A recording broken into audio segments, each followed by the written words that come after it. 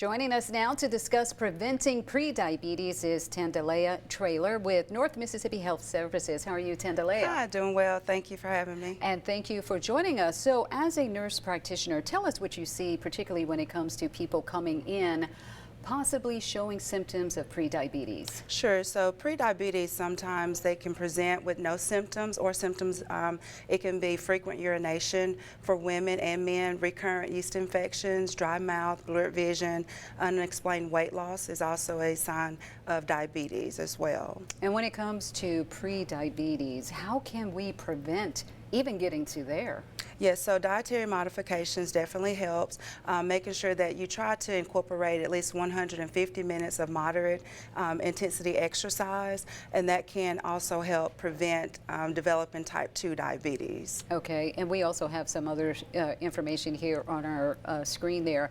How important is it for people over 45 to get screened, especially when they have a family history? Yes, very important, because a lot of times there are preventive measures that if you know ahead of time that can be treated and prevent some of those complications.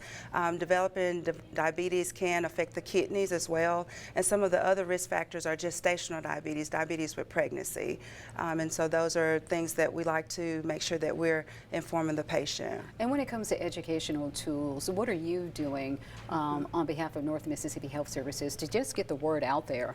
Yes, so we have educators at our Diabetes Treatment Center that helps with meal planning, not necessarily that you can't have food, but it's portion sizes and being realistic for patients on what they can or cannot have. And then when it comes to, unfortunately, a person becoming diabetic, what message do you have for them? I would say definitely be proactive for your health, get screened. An A1C is the test that typically determines diabetes.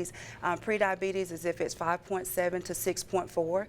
If you're 6.5 or higher, that gives you that diagnosis. So there are some preventive measures that can prevent the type 2 diabetes. Okay, and can you quickly go over that real quick? What are some of the preventative measures? Definitely exercise, dietary modification, making sure that you limit sweets, drinks, regular drinks, sodas, sweet tea, juices. All of those things can increase your chances of high blood sugars and developing type 2. All right. Well, thank you so much, Tandalea, for Thank joining you. us this afternoon. Thank you so much.